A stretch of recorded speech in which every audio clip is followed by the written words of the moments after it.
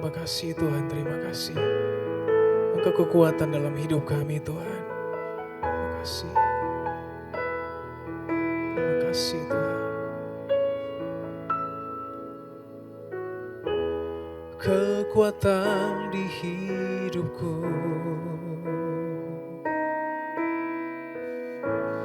ku dapat di dalam-Mu. Kau teguhkan hatiku,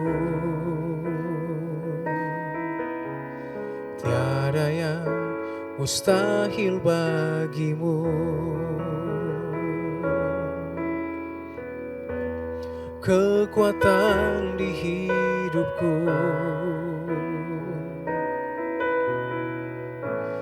ku dapat di dalam-Mu.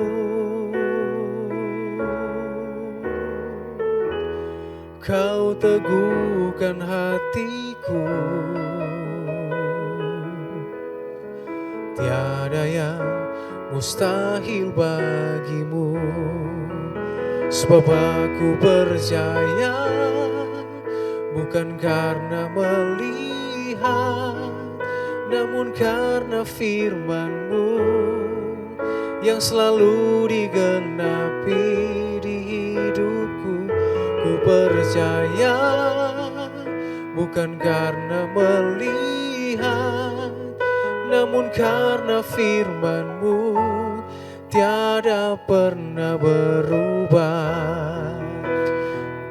Ku percaya, bukan karena melihat, namun karena firman-Mu yang selalu digenapi di hidupku.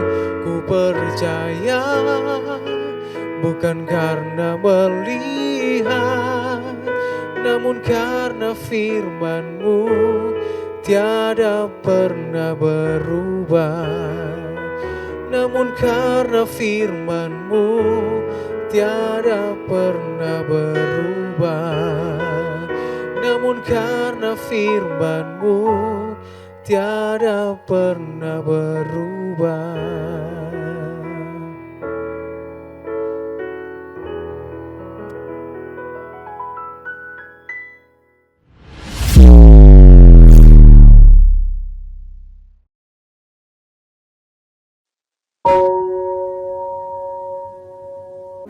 Shalom, selamat pagi.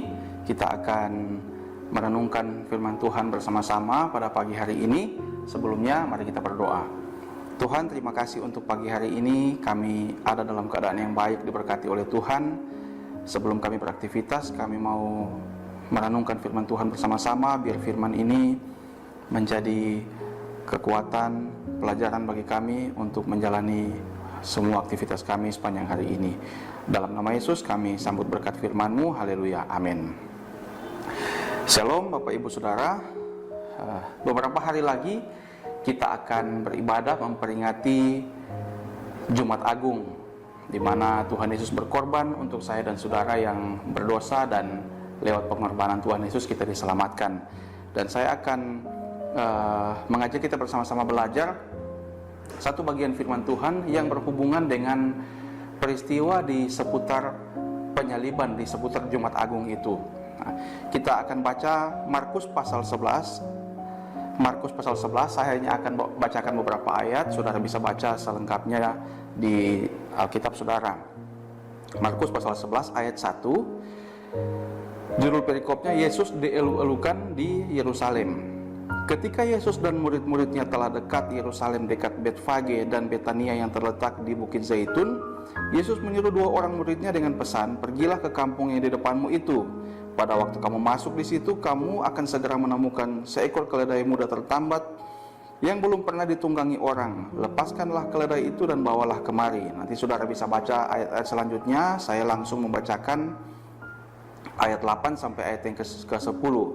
Banyak orang yang menghamparkan pakaian di jalan, ada pula yang menyebarkan ranting-ranting hijau yang mereka ambil dari ladang. Jadi mereka menyambut Tuhan Yesus ketika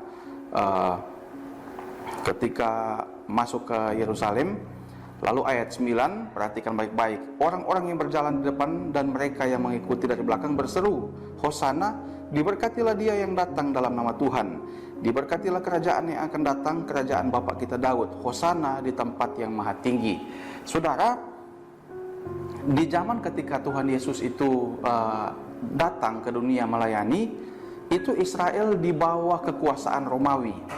Dan orang-orang Israel itu sangat merindukan Mesias yang akan datang, tetapi mereka salah memahami. Mereka merasa bahwa Mesias itu datang untuk melepaskan mereka dari penjajahan, melepaskan mereka dari kekuasaan Romawi. Jadi mereka sangat mengharapkan Mesias yang akan datang itu untuk melepaskan mereka dari kekuasaan Romawi. Dan ketika Tuhan Yesus melakukan banyak mujizat, mereka sebagian berpikir bahwa inilah, jangan-jangan inilah Mesias yang akan datang, yang seperti Daud, seorang panglima perang yang gagah perkasa, yang akan melepaskan kita dari penjajahan Romawi. Mereka berpikir Tuhan Yesus seharusnya Mesias itu adalah orang yang gagah perkasa, seorang panglima perang yang akan berperang. Tapi apa yang terjadi, saudara? Ternyata pada akhirnya mereka tahu Tuhan Yesus itu bukan seperti yang mereka harapkan. Tuhan Yesus, mereka mengharapkan seorang pahlawan yang tegas, yang gagah perkasa, tetapi Tuhan Yesus datang sebagai pribadi yang lemah lembut. Dan kita tahu bersama bahwa Tuhan Yesus itu bukan datang sebagai panglima perang untuk melepaskan orang Israel dari penjajahan Romawi, tapi Tuhan Yesus datang ke dunia untuk melepaskan manusia yang berdosa dari perbudakan dosa.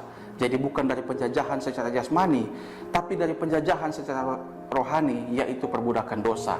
Dan banyak orang menjadi kecewa karena fakta yang mereka ketahui seperti itu. Tuhan Yesus bukan datang sebagai panglima perang dalam hal jasmani seperti Daud yang berperang untuk mengalahkan musuh-musuh mereka. Dan apa yang terjadi dari kekecewaan mereka? Kalau saudara membaca, nanti saudara bisa buka sendiri di Markus pasal 15. Pada akhirnya ketika Tuhan Yesus disidang di hadapan Pilatus, banyak orang yang berteriak, salibkan dia, salibkan dia. Sebelumnya mereka berharap bahwa Tuhan Yesus itu adalah Mesias yang gagah perkasa. Ketika Tuhan Yesus masuk ke Yerusalem, mereka berseru, Hosana, diberkatilah dia yang datang dalam nama Tuhan. Tapi teriakan Hosana ini pada akhirnya, karena kekecewaan mereka, karena mereka salah memahami sosok Mesias ini, pada akhirnya mereka jadi kecewa. Dan seruan Hosana itu berubah menjadi seruan salibkan dia. Orang-orang yang tadinya menyambut, menaruh pakaian mereka, menyebar ranting-ranting hijau untuk tempat Tuhan Yesus lewati, pada akhirnya mereka yang berteriak Hosana itu, mereka juga yang berteriak salibkan dia, salibkan dia. Dampak dari salah memahami ini ternyata punya dampak yang serius. Mereka salah memahami, dan pada akhirnya mereka dari teriakan Hosana menjadi salibkan dia. Apa yang bisa kita pelajari dari cerita ini, saudara? Ketika kita salah memahami firman Tuhan, maka kita juga bisa jadi orang yang kecewa, bahkan meninggalkan Tuhan. Banyak orang yang kecewa lalu meninggalkan Tuhan karena berpikir ketika dia ikut Tuhan Yesus, ketika dia jadi Kristen, maka hidup kekristenan itu hidup yang enak, hidup yang terlepas dari segala masalah, terlepas dari segala pergumulan, tidak ada sakit penyakit. Hidup orang Kristen itu kaya raya, diberkati oleh Tuhan. Tapi ketika fakta yang mereka ketahui bahwa ternyata dalam realita kehidupan bukan seperti itu, maka mereka kecewa dan pada akhirnya meninggalkan Tuhan. Sebagai orang Kristen, mari kita mewanti-wanti ini. Saya selalu mengatakan, mari kita selalu menjadikan firman Tuhan ini sebagai dasar dalam hidup kita. Kita belajar dengan baik, kita melihat bahwa tidak ada janji di dalam firman Tuhan. Seakan-akan kalau kita jadi Kristen ini, seakan-akan hidup itu berjalan di jalan tol. Tidak ada masalah, tidak ada pergumulan, tidak ada sakit penyakit, tidak ada kerugian, tidak ada kebangkrutan. Firman Tuhan tidak menjanjikan seperti itu. Yang firman Tuhan janjikan, dalam segala keadaan memang ada pergumulan, tapi penyertaan Tuhan selalu ada bagi kita. Memang ada sakit penyakit, tapi penyertaan Tuhan ada bagi kita. Dan mari kita memahami peringatan Jumat Agung yang beberapa hari lagi kita akan peringati. Mari itu kita maknai sebagai hal yang terbesar yang Tuhan lakukan untuk kita. Dia menyelesaikan masalah yang terbesar, yaitu dosa. Sehingga kalaupun kita masih punya masalah pergumulan, percayalah bahwa Tuhan sudah menyelesaikan masalah yang terbesar dan Dia terus bekerja untuk mendatangkan kebaikan walaupun kita tidak mengerti. Mungkin secara jasmani terlihat kita semakin merosot. Mungkin secara jasmani memang ada pergumulan masalah, tapi marilah kita percaya bahwa memang Tuhan itu lebih mengutamakan yang rohani dalam hidup kita. Ketika Dia katakan Dia bekerja mendatangkan kebaikan bagi kita, itu tidak berarti kebaikan di sana adalah sehat, tidak pernah sakit. Kebaikan di sana berarti tidak ada masalah pergumulan, bukan seperti itu. Tuhan sedang mengerjakan yang terbaik untuk kita. Dia sudah melepaskan kita dari perbudakan dosa, dan Dia akan terus mengerjakan yang terbaik untuk saya dan saudara. Tapi yang terutama adalah persoalan manusia rohani kita. Marilah kita percaya dalam segala keadaan Tuhan bekerja mendatangkan kebaikan bagi saya dan saudara. Amin untuk firman Tuhan. Mari kita berdoa. Tuhan, dengan segala keterbatasan hamba-Mu menyampaikan renungan firman Tuhan, tapi biar Tuhan yang bekerja di hati kami, Roh Kudus yang bekerja di hati kami, sehingga firman Tuhan ini tertanam dalam hidup kami.